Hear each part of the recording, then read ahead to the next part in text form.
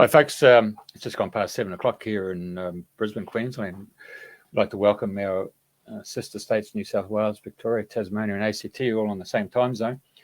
9 o'clock in our friends over there in New Zealand, 10 o'clock in the morning in the UK. And our guest is sitting right above me. He's sitting above Julia, and his name is Alex. He's here in Brisbane. We've been listening in the green room before the show, and we'll take our hats off to this guy. He deserves the Order of Australia. So I'll pass it back to Julia to take it over. Thank you very much. Thank you, Jeff. Good evening, everyone. Welcome to Dreaming the New Dream. Yes, we have Alex McDonald with us today. He's Chief Social Entrepreneur for a company called White Box Enterprises, which has the very great mission of trying to create as many jobs as possible for disadvantaged young Australians. Alex has extensive experience in working in game-changing type of businesses and industries. I certainly know of the first one that he was involved in on the international field was the Body Shop, which was set up in the UK and was the first company to emphasize listening to consumers, the youth, not wanting to buy cosmetics that had been animal tested. And Alex was the director and very much involved in bringing that, the senior executive of that in Australia, as well as working with the homeless, setting up the Big Issue, and we'll get Alex to talk about that, and lots of other new ventures since then. So welcome, Alex, onto our show. Thanks, Julia. Thanks, Jeff. And hi, everybody out there, wherever you're listening from. I'm actually in a place called Pomona, which is in the Noosa hinterland. Nice place. Yeah, it's a lovely place. And it's funny, but Pomona is actually the Greek goddess of fruit trees and orchards. And I happen to, in my spare time, grow avocados. So there you go. All right. Where you live and what you do match. But I know that's not what we're here to talk about today, but I just thought that was a little bit of interest about the Noosa hinterland rather than beaches and surf and all that sort of thing. Well, it's an interesting mountain you got there too, isn't it? Yep. Yeah, Mount Karura. So, yeah, everyone runs up it, but I prefer to rather look at it. That's great. So, Alex, you're currently the Chief Social Entrepreneur for White Box Enterprises, and I don't actually know what a Chief Social Entrepreneur is. Can you enlighten me? Well, we can, yeah. I suppose the best way to enlighten you is talk about what do we do. And, my role within White Box, and the company's called White Box for a simple reason that the white box is a type of eucalypt, and it's one of the biggest pollinators in eucalypt forests. And one of the things that we aim to do is pollinate the community with new ideas about what business is and what it can do and how it works and who's involved and that sort of thing. So that's the reason for the name White Box.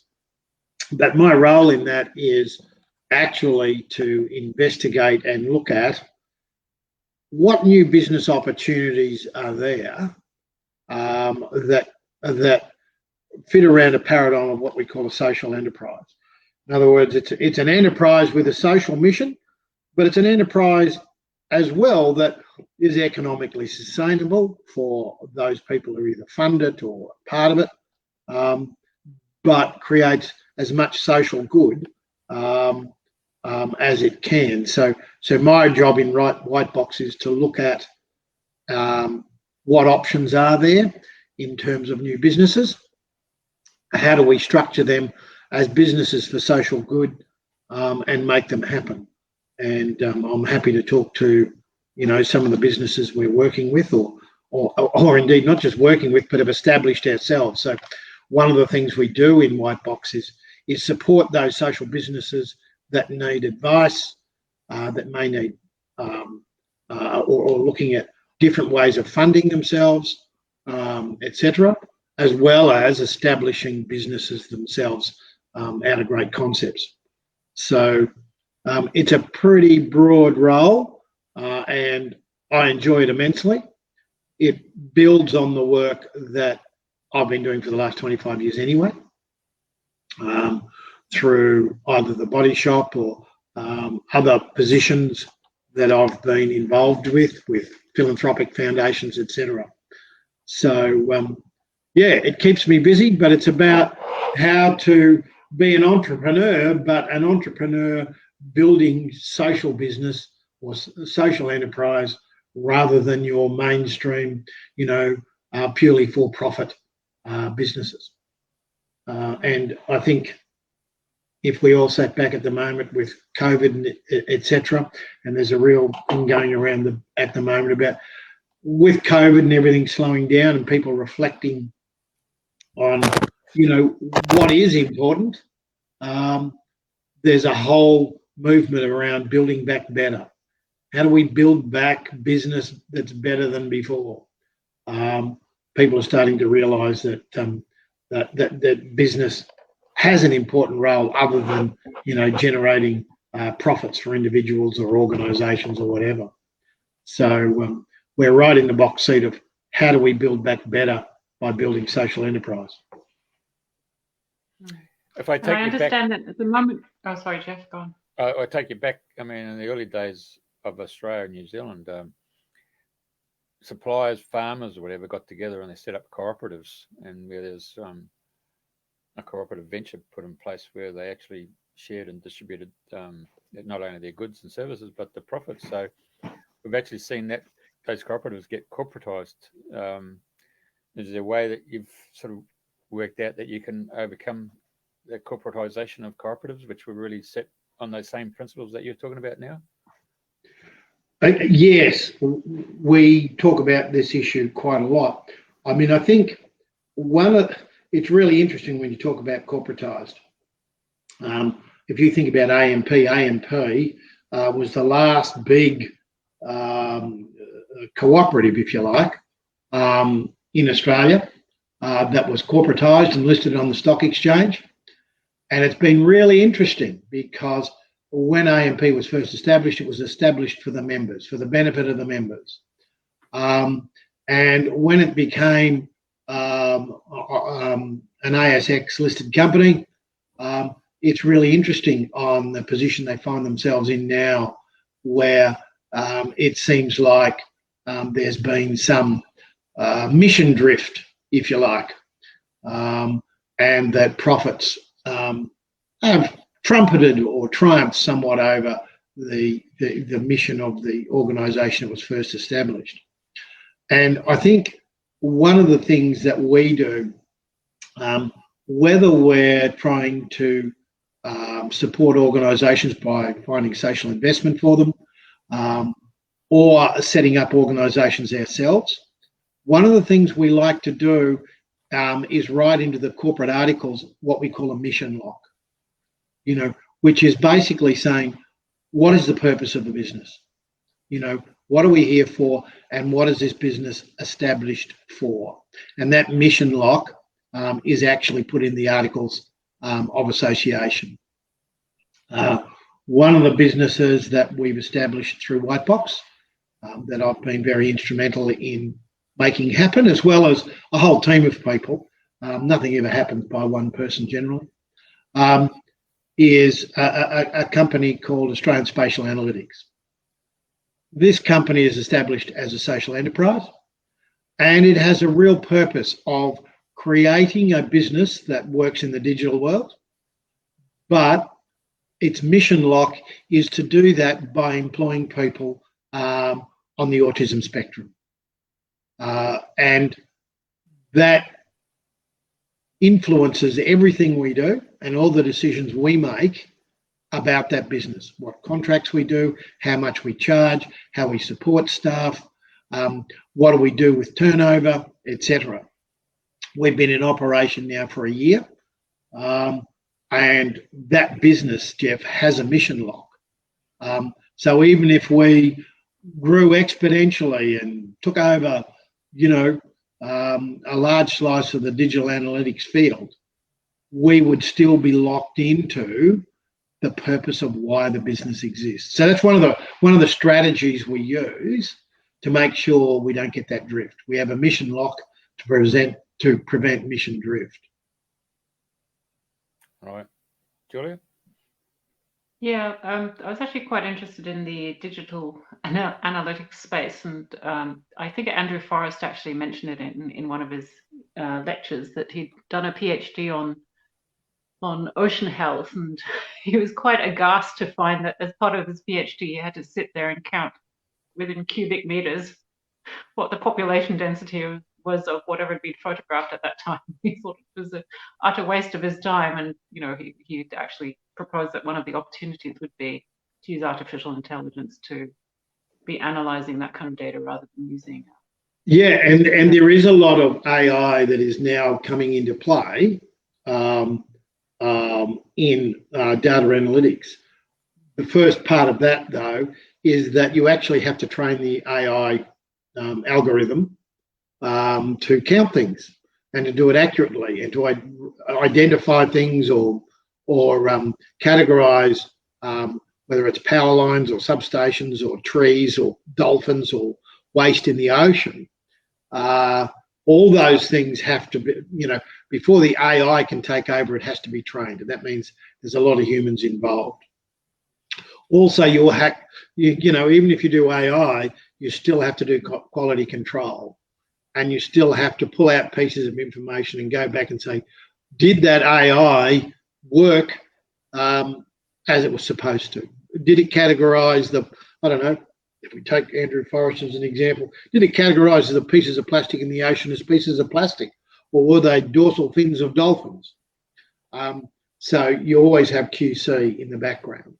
And also there are some things that can't be done by AI because there's too many influencing factors. So one of the things Australian Spatial Analytics does is provide that sort of service of being a QC platform for people who might be using AI. We're certainly also looking at developing our own AI solutions for particular issues within our community. I mean, I think the interesting point about it all, though, with Australian Spatial Analytics, firstly, 3/4 of all our staff are on the spectrum. We have 22 staff at the moment, which we're only 12 months old and growing, extremely fast. The statistics around people on the spectrum and unemployment is quite sad in the fact that, they're extremely overrepresented in the unemployment area. They're 4 times more likely not to have a job. And the jobs that people on the spectrum are really good at are often done overseas now. Australia exports up to $1 billion a year worth of data analytics overseas every year. All your governments, whether it's departments related to main roads, whether it's departments related to national parks, etc., most of the data is exported overseas, crunched overseas and sent back. We're trying to change that paradigm by saying, hey, we have this large cohort of people who are extremely capable of doing the work, sitting here unemployed, who'd love to do it. They're better, they're faster, they're quicker, and overall more productive in doing data analytics. So that... Just step in there. Hey, a secret intelligence organisation have 5 eyes, so you can't spy on your own people, but you can get one of the other members of the 5 eyes to spy on you. So we've got these privacy laws. You think this data analytical stuff's been sent out of Australia to go overseas, so it doesn't come under Australian privacy laws and legislation, and then they can do what they want with data mining in another foreign country? I probably don't have an answer to that, Jeff, in terms of why it's sent overseas. Most of the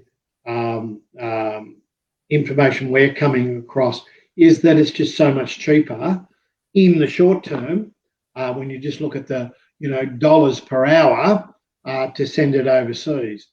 But when you get to data security, that's a whole different matter.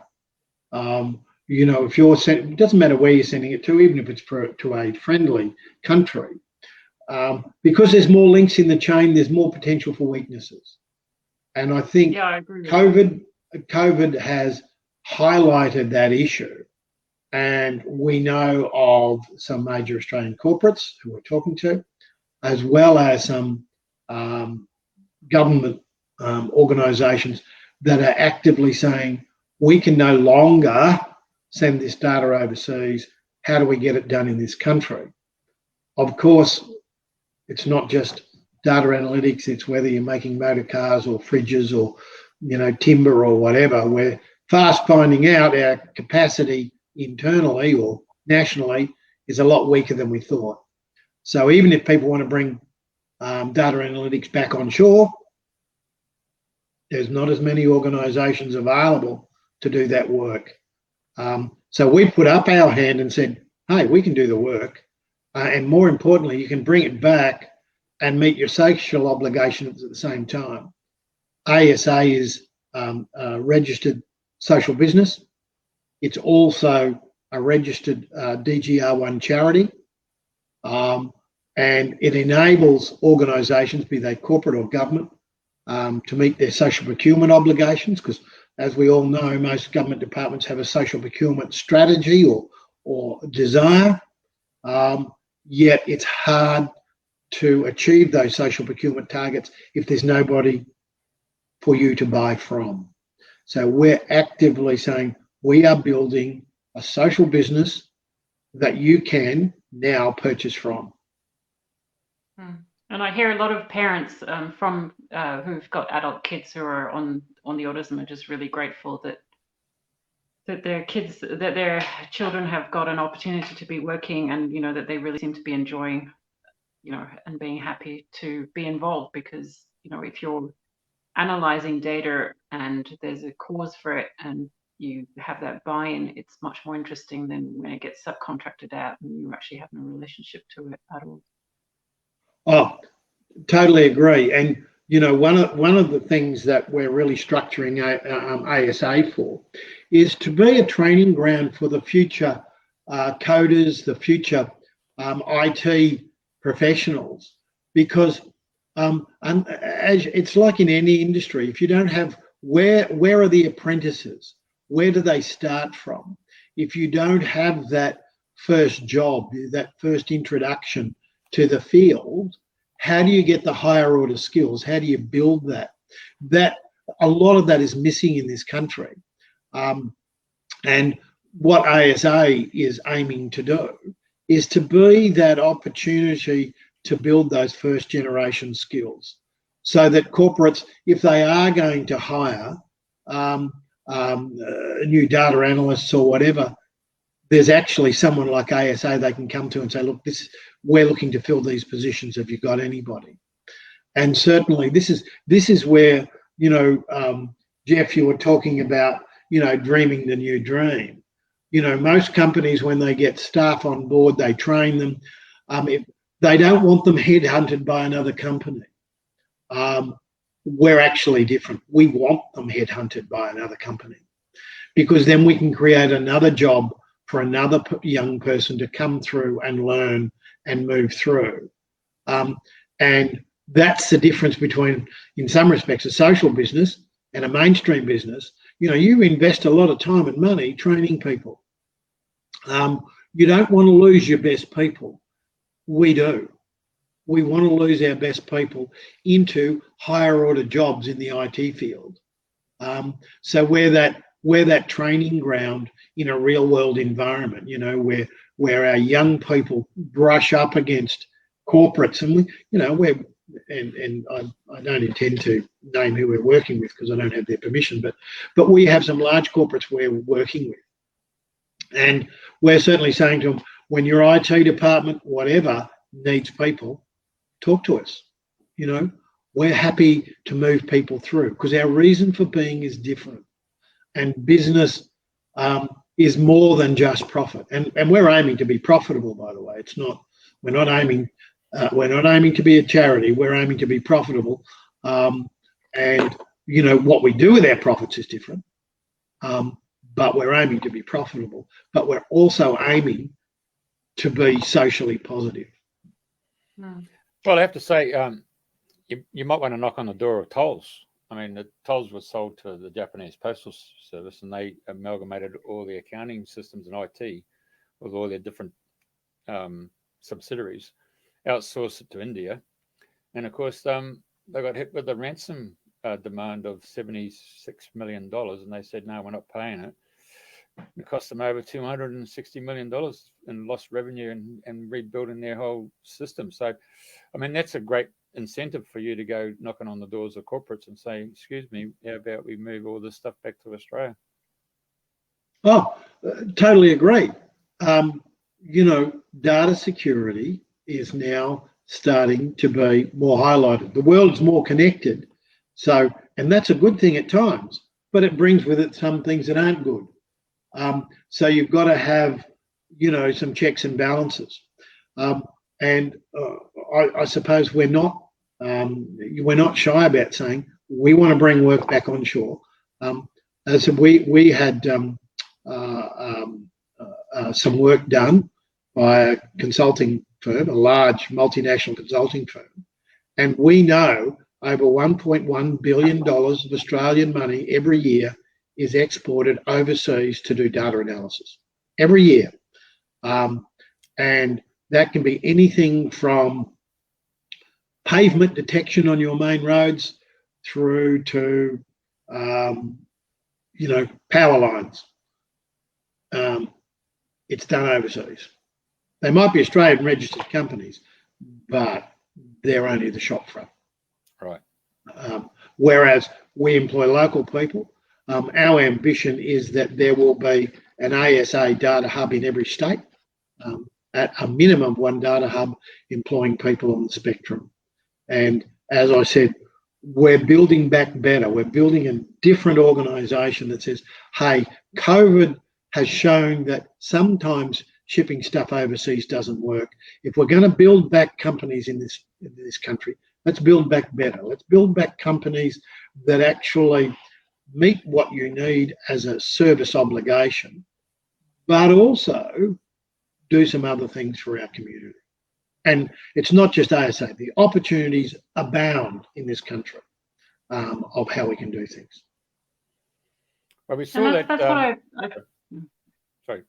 That's what I find interesting is Alex, you seem to really specialize on creating opportunities for segments of society that society is normally given up on, sort of like migrants, refugees, and the homeless people. So you were just saying that it's The Big Issue, which is a magazine that's sold on the street by homeless people, and they write and they edit and they contribute to it as well. That has just celebrated 25 years of being founded, and you were involved with it right straight from the start. Yes, in fact, I was talking to our initial editor 2 days ago, saying, 25 years ago, he stood on the steps of Flinders Street Station and launched Australia's newest magazine. And I think many of your listeners, or most of your listeners, would be familiar with The Big Issue. But basically, it's a magazine sold on the streets right across Australia by homeless people. Homeless people, when they sell the magazine, there you go. There's a little bit of a photo of one of our vendors. Keep 50% of the sale, the price of the magazine for themselves, and the other 50% goes back to The Big Issue, which uses those funds to, obviously publish the magazine, to print the magazine, to distribute the magazine, as well as, I suppose, keep financially afloat. The Big Issue is a DGR1 registered charity. It has lots of news and views and opinions that are well balanced. It's truly an independent magazine. It's not owned by some corporate somewhere else. It's actually run by a community board in Melbourne, who and I must say, I must give a big shout out to the chairman of that board, who's Sonia Clancy, who does a fantastic job of keeping a magazine front and centre of dealing with and supporting homeless people in this country. And they're all volunteers. But it's a business, it's a social business that makes its own money. It provides jobs for, over 1,000 people a week who make their ends meet by selling the Big Issue magazine on the streets.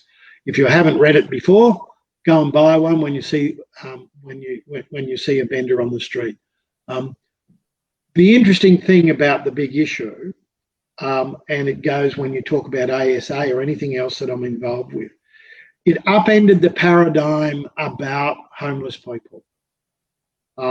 What it said was, homeless people aren't people who are helpless.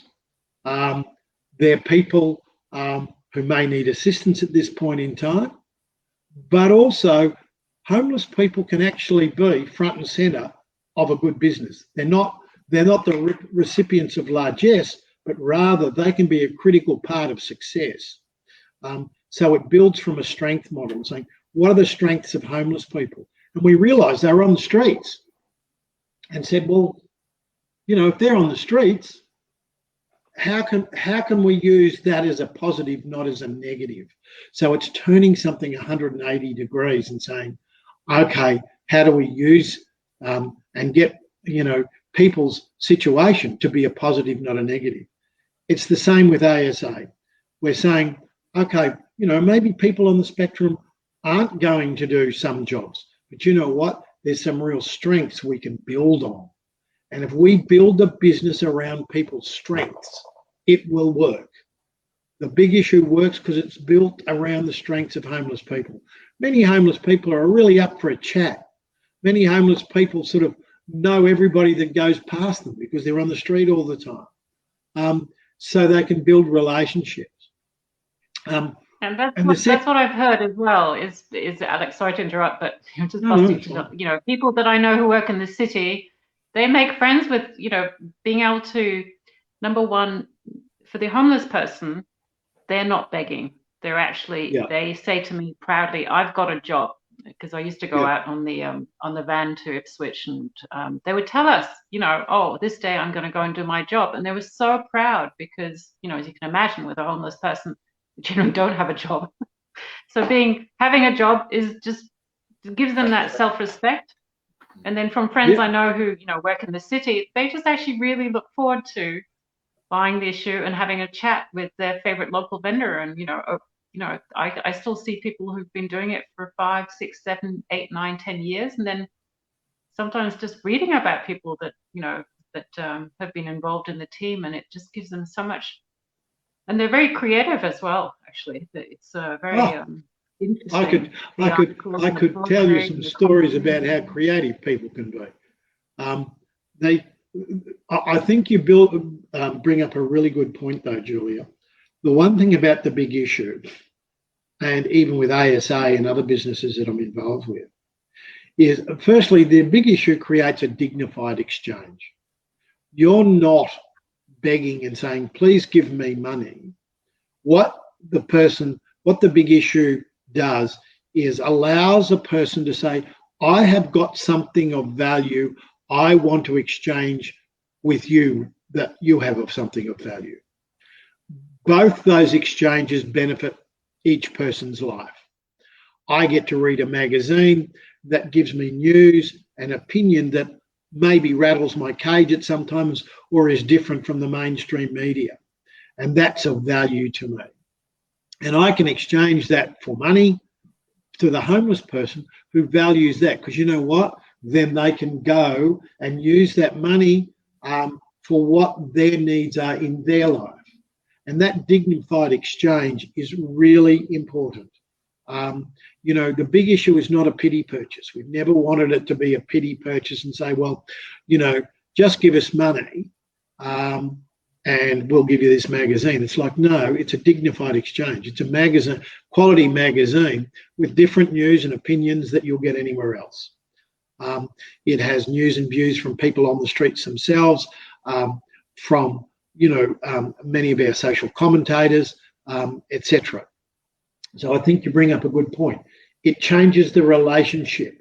I mean, who hasn't, been confronted by beggars in the street and going, well, do I give them money? Do I not give them money? I gave to the last person. How much do I give?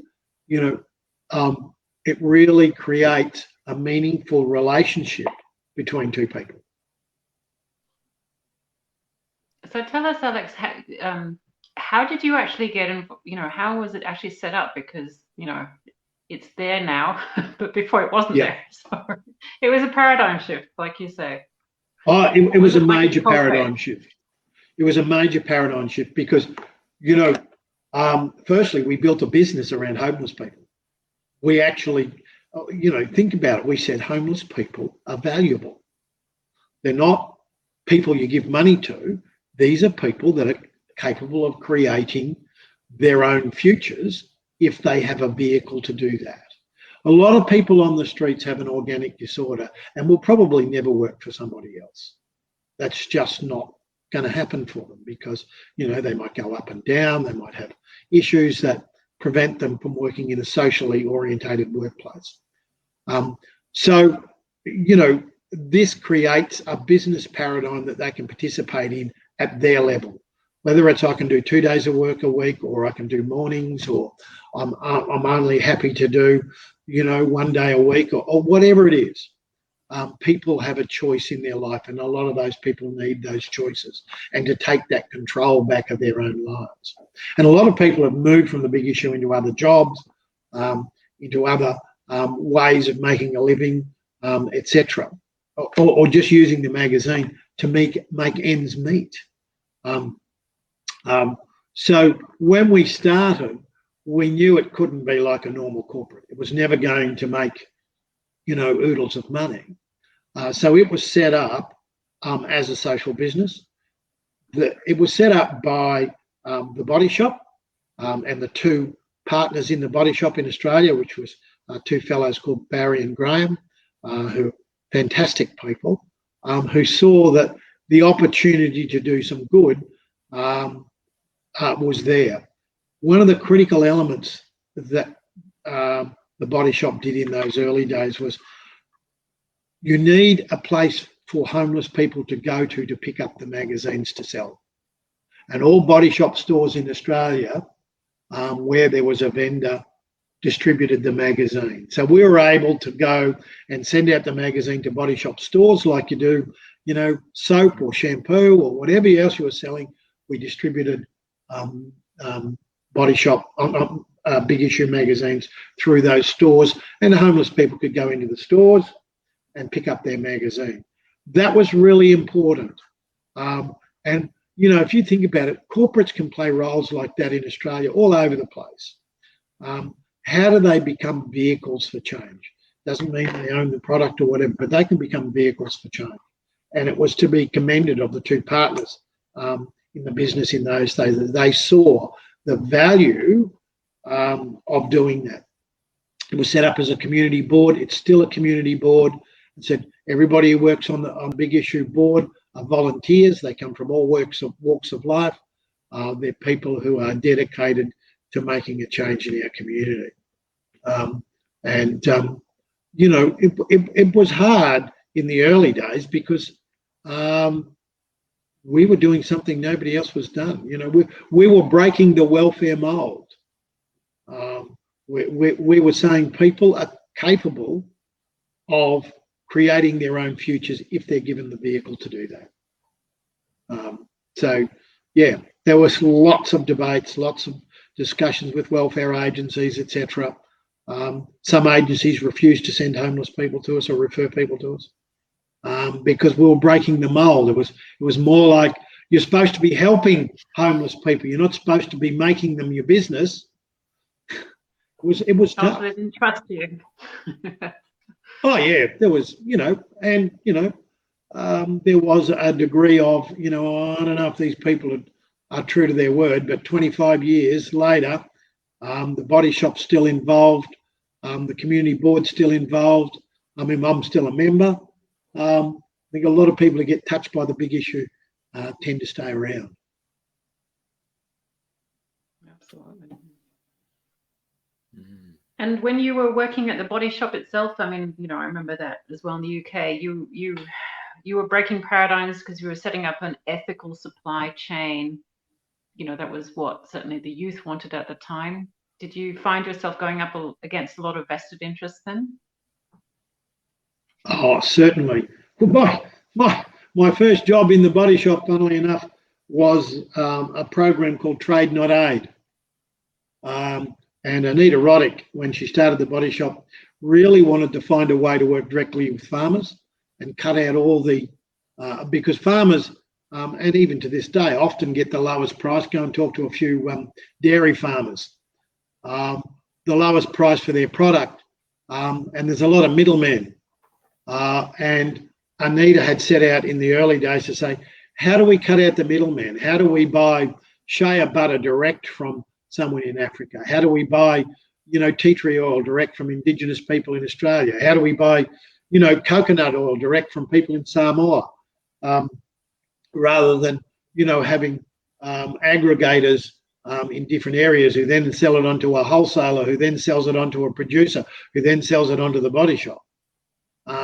Because in all of that transactions, in all of that, the farmer has to lose a bit of their payment. So, you know, the body shop really worked, and the scheme we're talking about was Trade Not Aid. Now, Anita set that up probably about 35 years ago, and really went hard at that. And I mean, it's really interesting when you see all the, you know, to me anyway, because I came from that field, to see all the farm gate opportunities to purchase now over the web. You know, all these farmers being able to sell direct to the consumer because, and why do they say it? A, we understand the consumer, we understand what they want, and we also get a better price. You know, 35 years ago, the internet didn't exist. You couldn't sell direct like that. There was a whole system that worked, I suppose, and against or at least fed off the farmer. Now, you know, those opportunities for farmers are there through the internet to have that direct consumer interface. And I mean, I just love it. I just watch it and I just go, all power to people. And it allows both sides of the equation, the consumer to get a better, quicker, more direct product, to have a relationship with the farmer, and on the flip side of that, the farmer to have a relationship with their consumer, understand what they want, when they want it, how much they're prepared to pay, and everybody benefits. That's one of the real benefits of the internet. Well, they get their cash flow quicker too, don't they? Beg your pardon, sorry, Jeff? They get their cash flow quicker too. Oh yeah, they get their cash flow quicker. You know, it's not held in trust here, and then it moves to there, and then I'll pay you next month, and you know, it really makes a real difference. And you know, as I was saying, I grow avocados myself, and I know being able to sell direct to the consumer, I can sell a better quality product because I don't have to, you know, cut corners and pack the way somebody else wants, etc. It's an absolute boon. So for you, you've got the internet and you've got the capability for taking payments. Your only concern really would be your transportation and distribution network. Yeah, totally. And you know, transportation and distribution, and I suppose you get to control who you sell to. I sell locally. So in other words, I don't want to distribute to Melbourne markets. I love my, you know, I've got family in Melbourne. I love them dearly and all that sort of stuff. But I don't need to pay the price of shipping all the way to Melbourne. Well, I can develop a local market that will take my product. A, I'm cutting down food miles. B, people are getting a fresher product. It's not in cold storage. I'm not creating, you know, a vast carbon footprint. There's a whole lot of opportunity in that, and I think that the markets themselves become more resilient. Your communities become more resilient. I won't say gone are the days of shipping all the way to Melbourne, because that's not true. We do ship products around all the place, not me personally, but there's still vast, distribution networks out there. But, you do get to control where you need to go and where you need to sell, because you don't need to sell as much because you're getting a better price. That's certainly the case now, Alex, but I'm actually quite interested, when you did start out with Body Shop, and at the time farmers would have probably been locked into contracts to sell, at least, I don't know, normally 80% or 75% of the production. And, how did you convince them, being the new kid on the block, how do you convince them to, open up some of their produce for you or switch to supplying the Body Shop? You've got to think about how the system works. And the system works where you have individual farmers and then you have an aggregator. Somebody who buys off all the little farms aggregates that into, particularly in the developing world. And, Body Shop particularly worked in the developing world, Africa, South Asia, the Pacific, Caribbean, where it's mainly small scale farmers. Someone grew coconuts or bananas or Brazil nuts or whatever. There's no really generally large scale farms. So somebody acted as the aggregator of getting all those farms and buying off all those farms, aggregating the product and sending it off to a wholesale market. What we were really engaged with and really worked hard on was to actually assist, and we used to fund both through pre-purchase agreements as well as direct funding, cooperatives. And Jeff, you kicked off tonight with really talking about cooperatives in the early days of, business. We were going back to square one, where we would work with coconut farmers in the South Pacific and assist them to create cooperatives that they owned and controlled, that were basically the aggregators. So therefore, they could then, by aggregating through a cooperative that they owned and controlled, sell to markets. Because, when let's say we needed, 500 tons of coconut oil, you didn't want to talk to 2,500 coconut farmers and get 2,500 invoices. You want one invoice for that bulk product. So by working at a strategic level, what we worked to do was assist those farmers self-organise through a cooperative where they would aggregate and then you would buy off that cooperative. And they're great ways for people, for small-scale farmers to do things. In the Sunshine Coast hinterland where I am, you do have some dairy farmers who are, developing their own cooperatives to aggregate product to meet larger markets. Again, they're in control of the aggregation of that product through a cooperative. They get a better price, and also the purchaser, and like the end customer does have a say in this. The buyer has to deal with one group, not 50 or whatever. So that's how we worked. We really worked on how do you create cooperatives, and we did cooperatives in Zambia around honey production, South Pacific around coconut oil, shea farmers in Ghana, etc., where we helped establish cooperatives that could then work with the small farmers. So that's kind of the model there that we used. Yeah, that's interesting. So if anybody's looking to set up a cooperative, they should have a chat to you, because you'd know which ones work, which ones don't, and what they need to make it work. I have seen a few. And like a cooperative well set up will last a really, really long time. They're great vehicles for small farmers to work together. I mean, when you look at the wheat marketing board, the wool board, the barley board, all of those, really what they are is they're farmer cooperatives that have got really large. But it allows farmers, as long as they don't corporatise. I mean, as I said, when Jeff and I were talking earlier, we're talking about how AMP, that's, mutual society, as it was set up by the members for the benefit of the members. And it became corporatised, and I think there's probably been a bit of mission drift there. Well, the same thing happened with the Commonwealth Bank too, didn't it?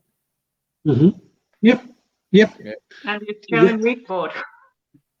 There is numerous examples of where things were set up as cooperatives. They drifted into corporate world, and I'm not sure if you're aware, but like there's a whole doctrine in the corporate world of the primacy of the shareholder. That the CEO and the staff and the board are really beholden to fulfilling the wishes of the shareholders, which is a financial return in general. That's been the general model that's operated for a long time.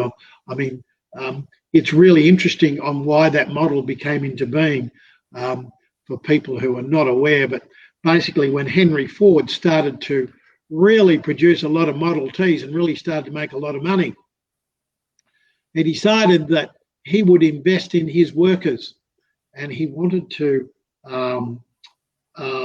set up child care facilities and facilities for the workers' children, and pay for it out of the accounts of Ford. The Dodge brothers, which is funny, but they were the Dodge brothers, were major shareholders in Ford, and they basically took him to court and said, no, you're not giving away our money. We're the shareholders, or the major shareholders, or one of the major shareholders. We want the money, and we don't want you to do that. And Henry Ford lost. And from that day forward, the primacy of shareholders has been set.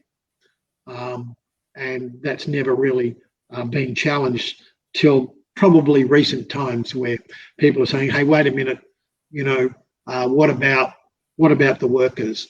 What about the community? What about the environment? And sure, shareholders are important, but they're not everything. So there's a whole drift there. Yeah. So that actually leads me to ask you about, your work with Indigenous communities, because I know that you're doing quite a lot. You've been active in that space, but presumably there as well, because of the community, you couldn't use a normal profit or shareholder model to do that kind of stuff. No, I think you're right. Social enterprise lends itself really well to Indigenous communities, not just here in Australia, but worldwide, where there is a much greater emphasis on community support and community engagement. And I'm not just talking about family. I'm talking about, the broader community as well as family. I mean, it goes to the whole South Pacific, where you have, your whole concept of village debt. Same in Africa. That, the village that you come from, where you come from, is very important. And Indigenous communities in Australia have a real affinity for their communities. And I think, probably the broader Australian public is just starting to cotton on to how important that is.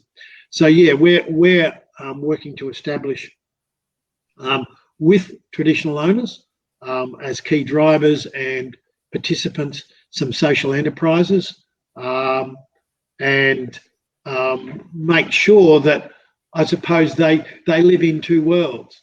I mean, it is social enterprise. It has a social mission, but it has to be economically sustainable. You can't live off grants. You can't live off large assets. it's bad for the soul eventually. So how do you become self-directive?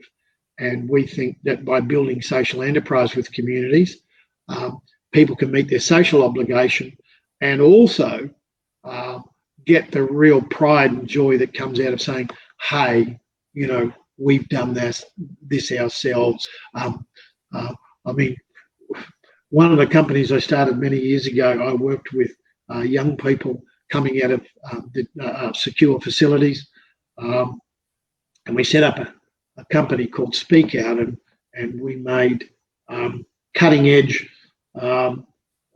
fashion for people, for young people. And it was really interesting because some of our designs went worldwide. And I remember in particular, we had a large order from Switzerland for a particular design of T-shirt we'd done and a particular graphic on it. And two of the young people that had come out of facility were printing up the labels on the boxes and putting them on the boxes to be dispatched that afternoon. And they were like, I can't believe somebody in Switzerland wants to buy what I've made. And it was nothing about the money. It was about the pride that comes from saying somebody wants to pay full price for something that I've made. Absolutely amazing. And I think that's half of business. It's not about the money. It's about the pride in actually making and selling something that somebody wants to buy from you. That dignified exchange we talked about was a big issue. Just changing there, tweaking it. I remember watching a cable network from America with Business Unusual, and they were interviewing this marketing consultant, and he'd set up shop over in Hong Kong, and he had all these Generation X and Ys and all that stuff going through Asia, looking for the next product that he could then take to America and market it and to the big corporations to distribute it. Anyway, this young fella would always keep coming in, seeing him about these different products. And this marketing guy said, how can I trust you?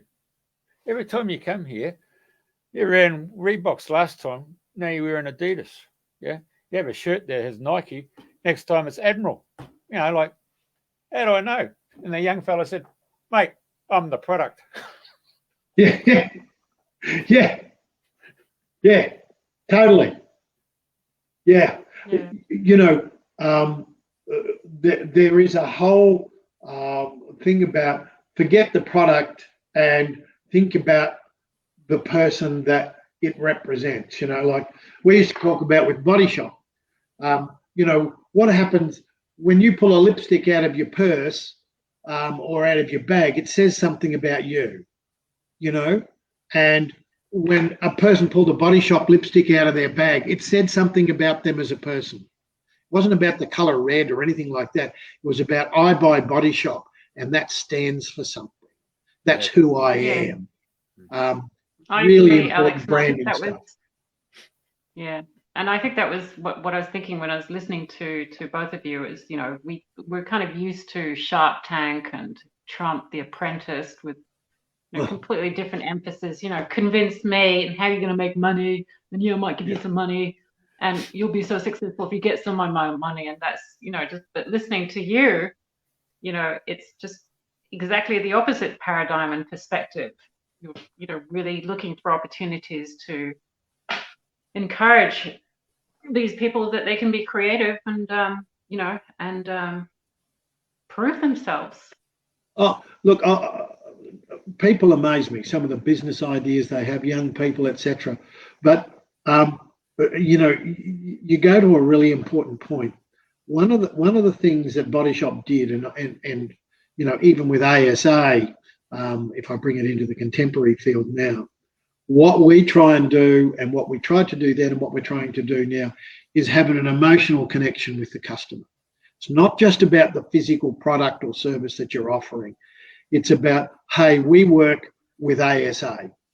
The product's just as good as any other product, but this says something about us as an organisation, that we work with these people because we get more than just the service. again with the Body Shop, you've got more than just the lipstick. You knew that, the beeswax in that lipstick we support. We sourced from a cooperative we'd set up in Zambia with local women. So every time, when you see ASA or Body Shop or some of the other businesses I'm involved with, the brand says something more than the product itself or service itself. It says something about you, not about the product or the service. And that's what we aim to do all the time. Ethical and two-way exchange, yeah. Yeah. And Jeff, any more? Sorry. Jeff, any more? No, anyway. Okay, so I think, first of all, what's ASA stand for? I just want to get that one. Australian Spatial Analytics. Okay, that's right. You said that at the beginning. Now then, I come to you with a great idea. You look at it and think, oh my God. So what happens now? Do you go and set up a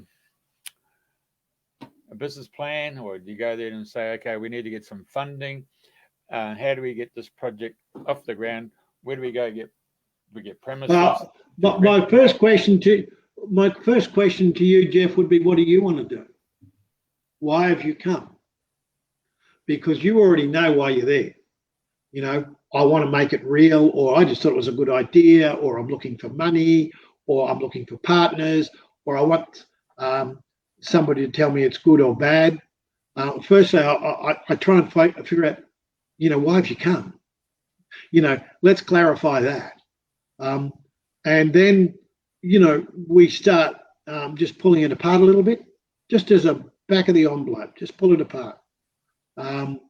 And because we're always looking for, why is it different?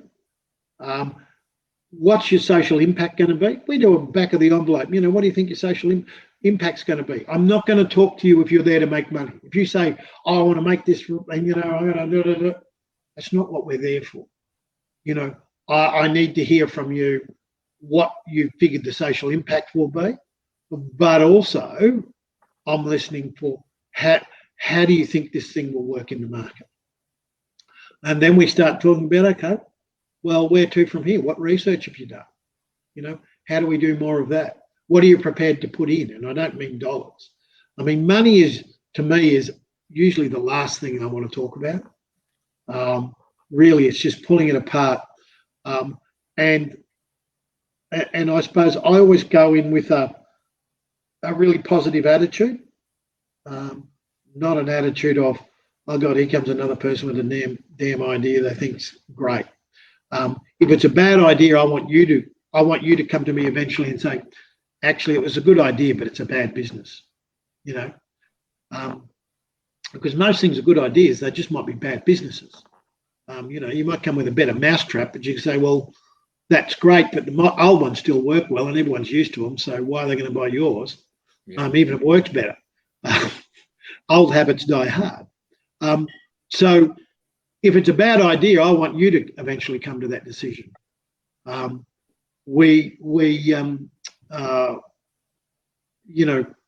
look at, if it looks, hey, this might stack up, then I'd probably try and reach out to somebody who can work one-on-one with you and just start having a chat about that, about how can we make this work, or how can you make this work. But again, it's about social business. If you've got a new idea for a potato chip that's really going to take off and you're going to make a fortune, good on you. If we talk it through and say, yep, this will make a lot of money, Jeff, and that's what you want to do, that's great.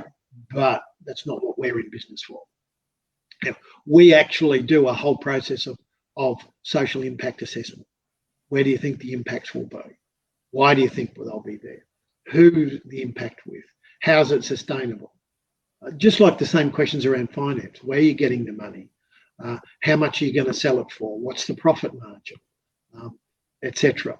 So what we do with money and go through those questions, we almost transfer and say, okay, around the social sphere, how do those things stack up as well? So if you're talking about potatoes, it'd be like Simplot coming in and taking over our organisations to buy the potatoes. So you'd be looking at going to the Lockyer or Laidley Valleys just out of Brisbane there to see if you can get farmers there to come together to grow potatoes to set up a cooperative. Yeah, and if that's what people want to do, and you know, it's such a broad question, but I'm currently working on products as broad as probably things you haven't heard of. We're working with an Indigenous group at the moment, and we've set up a company called Fertilizer, where we're turning feral pigs into biostimulants for the agricultural market. And, you know, the thing we're looking at mostly is the social impact of removal of feral pigs, and how do people in really isolated communities have a business that they can work around. Through to we're looking at some tourism ventures, through to how do you replant coral on the Great Barrier Reef. There is an enormous opportunity for businesses in this country. I mean, and I know we're probably out of time, but probably where I would leave this whole discussion, and I love your question, but one of the things that I'm very passionate about is the fact that we can all start businesses. They don't have to be large. They don't even have to make money. They can be barter systems. But we've been trained as people to get a job. You know, when I went to school, if the teacher wanted to, you know, be mean to you, they'd say, who'd give you a job? You know, nobody through my whole, and I might be older than both of you, but through my whole schooling existence, I've got 3 kids and I always talk to them about it. Did any teacher ever ask you, what business do you think you'd start? Our whole system is geared to training workers. It's not geared to training entrepreneurs. Unless you've got an entrepreneurial family, you generally won't start a business. And my thought for today, if we're talking about dreaming the new dream, is it can start with you. Every listener out there can start their own business, and just start practicing of looking for problems, because every business is exactly the same. Every business has one core ingredient, that's problem solving at a profit. That's all a business is.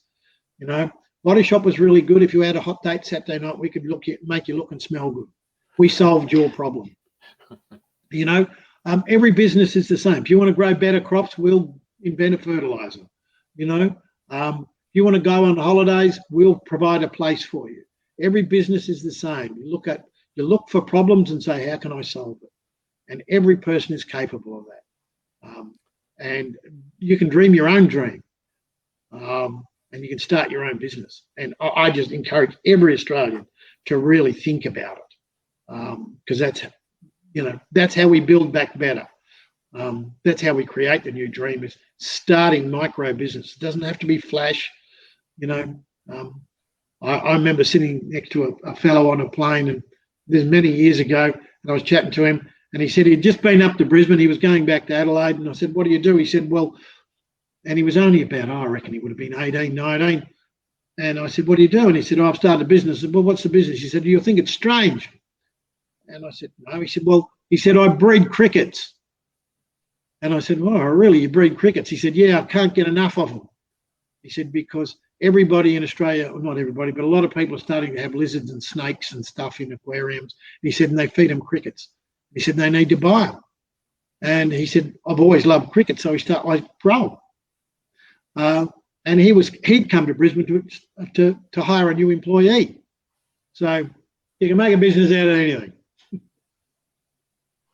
Wow, that's great, Alex. That's really inspiring. Thank you very much. You know, I really appreciated finding out about how these social enterprises are, you know, making a difference and solving problems. And I really encourage our audience, get in touch with Alex McDonald at White Box Enterprises if you want to make a difference. Thank you very much for joining us on the show. Take care, Julia, Jeff, and listeners. Have a grand evening. Hey, brilliant.